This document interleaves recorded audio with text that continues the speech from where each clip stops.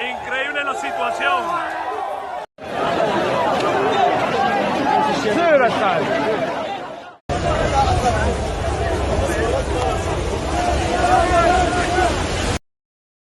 कल से आप सब लोग सोशल मीडिया पर ये वीडियोस तो देख चुके होंगे जिनके अंदर ये बताया जा रहा है कि मोरक्को मुल्क से स्पेन के इलाके स्यूटा के अंदर तकरीबन 60,000 के करीब इलीगल इमिग्रेंट्स मेडिटेरियन सी को अकेले क्रॉस करके मोरक्को के बॉर्डर को क्रॉस करके स्पेन के अंदर पहुंचने की कोशिश कर रहे हैं, जिसके अंदर बच्चे, औरतें, फैमिली सब शामिल हैं। और हालत इतनी ख़राब हो चुकी है कि स्पेन के अंदर नेशनल इमरजेंसी को नाफिज कर दिया गया है।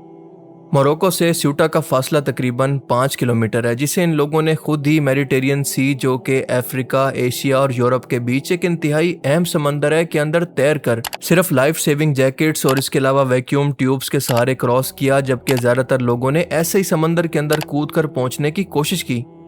स्यूटा जो कि स्पेन का हिस्सा है और मोरक्को की ज़मीन बिल्कुल साथ जुड़ी हुई है, जैसा कि आप मैप के अंदर देख सकते हैं, और इनकी ज़मीन पर 8 किलोमीटर लंबी और ऊंची बाड़ यानी फेंस भी लगी हुई है, और इस फेंस पर कांटेदार तारें और पुलिस का सख्त पहरा होता है, इसलिए कोई भी शख्स पैदल चलकर इसको पार नहीं कर सकता।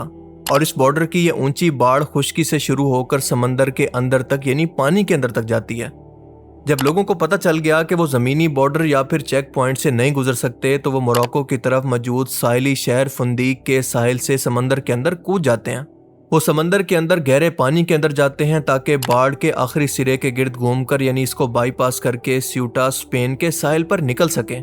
और इसी साहिल से समंदर के अंदर से होते हुए वो दूसरे साहिल तक तैरने का ये पूरा चक्कर तकरीबन 3 से 5 किलोमीटर का बन जाता है।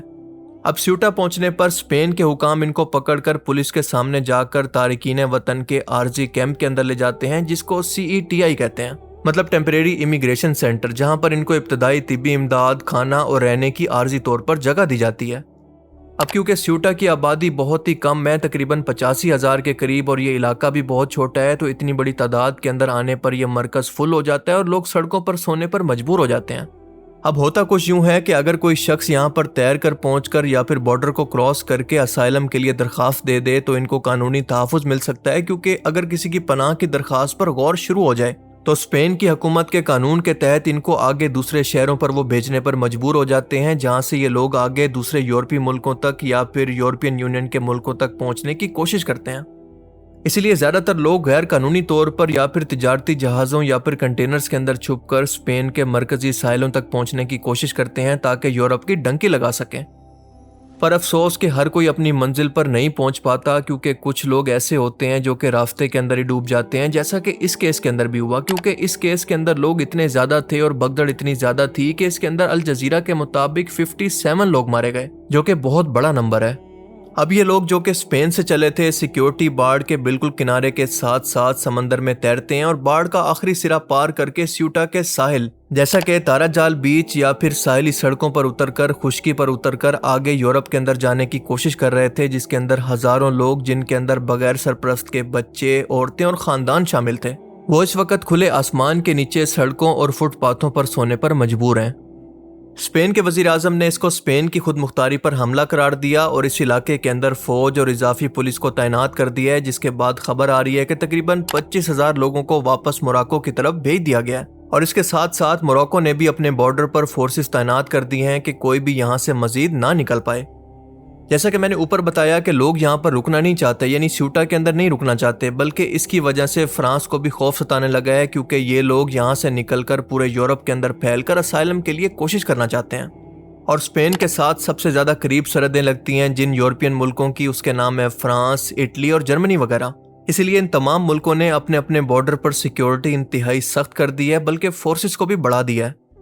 अब सवाल ये पैदा होता है कि आखिर इन लोगों ने अपनी जान का और अपनी खानदान की जानों का रिस्क लेकर आखिर इतना बड़ा फैसला क्यों किया, आखिर इसकी क्या वजह थी और अब तक यहाँ पर क्या हो चुका है। इसे समझने के लिए आपको थोड़ा सा स्पेन की ज्योग्राफी को समझना होगा। आपको समझना होगा कि स्यूटा स्पेन का एक इंडिपेंडेंट शहर है जो कि नॉर्थ अफ्रीका के अंदर मोरक्को की सरहद से मिला हुआ है, यानी ज़मीनी तौर पर तो ये मोरक्को से जुड़ा हुआ है, लेकिन स्पेन इसको अपना हिस्सा मानता है, जैसा कि आप मैप के अंदर देख सकते हैं। अब इस शहर की टोटल आबादी की बात करें तो यहाँ पर टोटल 85,000 लोग ही रहते हैं, लेकिन आप सोच कर देखें कि अगर 60,000 लोग इस शहर के अंदर एकदम से आ जाएं तो यहाँ पर क्या होगा। जाहिर है कि सिर्फ केओस और भगदड़ जो कि हमें हालिया वीडियोस के अंदर भी देखने को मिली। اب ایسا نہیں ہے کہ موروکو کا حصہ ہونے کے باوجود صرف سیوٹا ہی ایک ایسا شہر نہیں ہے جو کہ اسپین کے کنٹرول میں ہے، بلکہ اس طرح کا ایک اور شہر ہے جس کو کہتے ہیں ملیلا۔ یہ دونوں علاقے یورپی یونین کی افریقہ کے ساتھ اکیلی زمینی سرحد ہیں، یعنی اگر کسی شخص کو افریقہ اور ایشیا سے یورپ کے اندر انٹری کرنی ہے تو یہ اس کا بارڈر ہے، اور اسی وجہ سے ہر سال ایشیا اور افریقہ کے ہزاروں لوگ اسی بارڈر کو کراس کر کے یورپ کے اندر انٹر ہوتے ہیں، جس کو ہم کہتے ہیں ڈنکی لگانا۔ مطلب ایک ایسا خطرناک پہاڑی اور سمندری راستہ، جان لیوا راستہ، جس کے اندر زیادہ تر لوگ اپنی جان کی بازی ہار جاتے ہیں۔ اور صرف یہ دونوں نہیں، بلکہ موروکو کے ساحل کے بالکل قریب چند چھوٹے جزیرے اور چٹانی قلعے ایسے ہیں جن کو اسپین اپنا نام دیتا ہے، اور یہاں پر کوئی شہری آبادی نہیں رہتی، بلکہ صرف اسپین کی فوج کا گشت اور ملٹری بیسز موجود ہیں۔ مثال کے طور پر پلازس دی سوبرینا، یہ ایک پہاڑی قلعہ ہے جو کہ 1934 کے اندر آنے والے ایک سمندری طوفان کی وجہ سے ریت کی ایک چھوٹی سی پٹی کے ذریعے ڈائریکٹ موروکو کی زمین سے جڑ گیا تھا، یعنی نیچر نے خود اس کے ساتھ بارڈر بنا دیا، اور یہ بارڈر صرف 85 سینٹی میٹر ہی لمبی ہے۔ اس کے علاوہ الحسیمس آئی لینڈ اور اس کے علاوہ شافرناس آئی لینڈ، یہ 3 جزیروں پر مشتمل ایک گروپ ہے جو کہ موروکو کے شہر نادور کے قریب ساحل سے صرف 3 کلومیٹر کے فاصلے پر موجود ہیں۔ اس کے علاوہ پریجی آئی لینڈ جو کہ سیوٹا کے قریب ایک غیر آباد چٹانی جزیرہ ہے، اور 2002 کے اندر مراکش کے فوجیوں نے اس پر اپنا پرچم لہرایا تھا، جس کے بعد اسپین اور موروکو کے درمیان ایک چھوٹا سا ملٹری تنازع بھی پیدا ہو گیا تھا، لیکن بعد میں وہ سفارتی طور پر حل ہو گیا۔ اب یہاں پر سوال یہ پیدا ہوتا ہے کہ موروکو کی سرزمین کا حصہ ہونے کے باوجود یہ سب کچھ اسپین کے پاس کیوں ہے؟ اس سوال کا جواب جاننے کے لیے ہمیں جانا ہوگا سال 1492 کے اندر، جب اسپین کے مسلمان حکمرانوں کا آخری علاقہ یعنی گرناطہ، جس کو گرانڈا بھی کہتے ہیں، 500 سال کی حکومت کے بعد ان کے ہاتھ سے نکل گیا، جس کو سکوت اندلس بھی کہا جاتا ہے۔ تو اسپینش ایمپرر یعنی کیتھولک شاہی جوڑے نے یہاں کے مسلمانوں کو واپس افریقہ کی طرف دھکیل دیا۔ اب اسپین پر تو قبضہ ہو گیا تھا، لیکن اسپین کو ڈر تھا کہ نارتھ افریقہ سے مسلمان سمندری لٹیرے اور سمندری فوج دوبارہ اسپین پر کہیں حملہ نہ کر دیں، اور اسی لیے اس نے اپنے ڈیفنس کے طور پر سال 1497 کے اندر ملیلا پر قبضہ کیا، اور سال 1688 تک سیوٹا پر بھی کنٹرول حاصل کر لیا۔ اس کے بعد سال 1912 سے لے کر 1956 تک موروکو کا ایک بڑا حصہ فرانس اور اسپین کے انڈر رہا، یعنی اس کی کالونی بن کر رہا۔ لیکن جب سال 1956 کے اندر موروکو نے آزادی حاصل کی تو اسپین نے موروکو کو باقی سرزمین کا حصہ تو آزاد کر کے دے دیا، لیکن سیوٹا اور ملیلا اور اس جیسے باقی جزیروں پر ڈیفنس کے لیے اپنا قبضہ آج تک باقی رکھا، اور یہ ابھی تک متنازع علاقے ہیں۔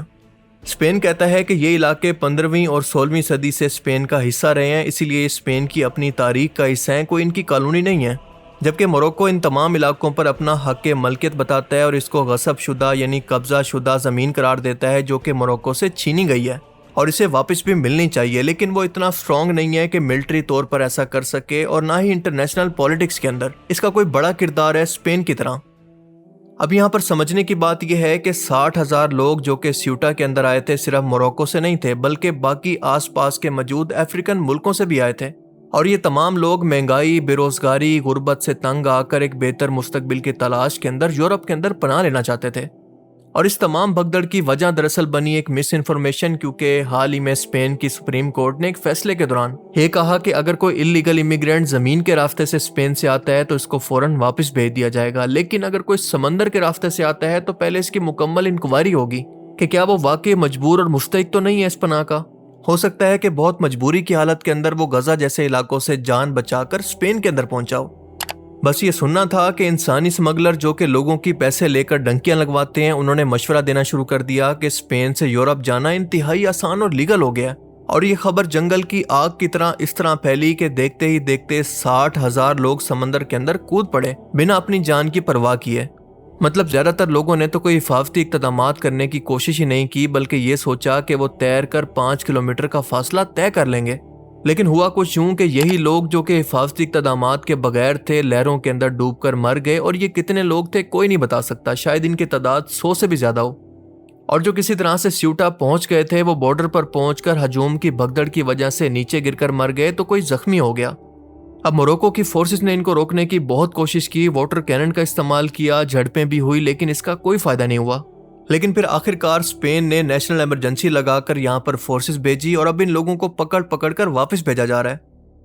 دیکھیں یہ سب کچھ پہلی بار نہیں ہوا جیسا کہ میں نے اوپر بتایا، بلکہ اکثر ایسا ہوتا رہتا ہے، کیونکہ یہ ایشیا اور افریقہ کا ڈنکی روٹ ہے، تو یورپ جانے کے لیے اکثر اس طرح کے معاملات یہاں پر ہوتے رہتے ہیں۔ لیکن اب کی بار یہ معاملہ اس لیے زیادہ ہائی لائٹ ہو گیا کیونکہ یہ بہت زیادہ لوگ تھے اور اس کی وجہ سے بہت ساری کیجویلٹیز بھی ہوئی، یعنی بہت زیادہ لوگ مارے بھی گئے۔ اور سمندر کے راستے تیر کر آنے کا مقصد بھی یہ تھا کہ وہ لیگل امیگریشن کے لیے اپلائی کر سکیں۔ اگر لیگل طور پر دیکھیں تو بلونچ ایک شہر ہے جو کہ موروکو کا شہر ہے اور یہاں سے اسپین کے لیے فاصلہ انتہائی کم ترین ہے، جو کہ 1 کلومیٹر سے بھی کم بنتا ہے۔ لیکن لیگل راستہ ہونے کی وجہ سے موروکو اور اسپین کی دونوں کی سیکیورٹی فورسز کی انتہائی سخت یہاں پر نگرانی ہوتی ہے۔ وہاں پر اونچی باڑیں، ڈبل فینسنگ اور فورسز کی گشت بھی بہت زیادہ ہوتی ہے، اسی لیے ان تمام لوگوں نے مل کر ایک ساتھ سیوٹا میں داخل ہو کر اس کے بعد یورپ کے اندر گھسنے کی کوشش کی تاکہ اتنی بڑی تعداد کو فورسز مل کر بھی نہ روک سکیں، اور ہم نے دیکھا کہ بالکل ویسا ہی ہوا۔ آپ ذرا ویسٹ کی منافقت چیک کریں کہ یہ وہ لوگ ہیں، یعنی یورپی یونین نے مل کر دنیا کی سپر پاورز کے ساتھ مل کر ان کے ملکوں کو تباہ کیا اور اب ان کو امیگرینٹ کے طور پر قبول کرنے کے لیے بھی تیار نہیں ہے۔ 21ویں صدی میں دنیا جہاں پر مارس تک پہنچنے کی باتیں کر رہی ہے، وہیں پر دوسری طرف غربت، معاشی بدحالی اور محض ایک افواہ کے سہارے انسان اپنے اور اپنے بچوں کی جانیں داؤ پر لگانے پر مجبور ہیں۔ سمندر کی لہروں میں ڈوبنے والے، دم توڑنے والے 57 سے زیادہ لوگ ہمیں یہ یاد کراتے ہیں کہ جب تک دنیا کے اندر معاشی ناانصافی، غیر قانونی سمگلنگ اور اس کے علاوہ ناانصافی کا یہ دندہ ختم نہیں ہوتا، سیوٹا اور ملیلا کی یہ دیواریں یوں ہی بے گناہ انسانوں کے خون سے رنگتی رہیں گی۔ اللہ تعالیٰ سے دعا ہے کہ اس سفر کے اندر جان گنوانے والوں کی مغفرت فرمائے اور ہر ایک کو اپنے گھروں کے اندر امن اور روزگار عطا کرے۔ آمین۔